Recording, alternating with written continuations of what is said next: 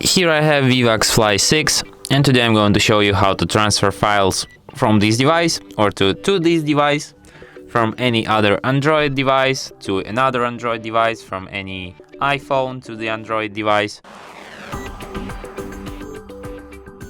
All you will need to do this is to just download the app Send Anywhere from the Play Store in the case of the Android, from the App Store in the case of the iPhone. So what you have to do is to just open this app on the both devices. Firstly, you will have to accept its terms of privacy, then grant access to everything it requires. Then, if you want to send photo, just go to the send section. If you want to receive, go to the receive section.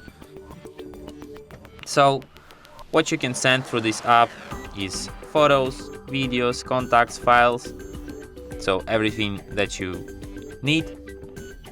Let's, for example, send one photo, tap send. Then to accept this photo, you can either enter this 6-digit code here, you can share link, open link and receive file by link, or you can just grant access to camera, then make it like this and receive file. And as you can see, image is now on this device.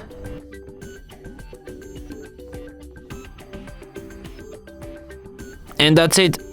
Thanks for watching. If you find this tutorial useful, don't forget to hit that like button and subscribe to our channel.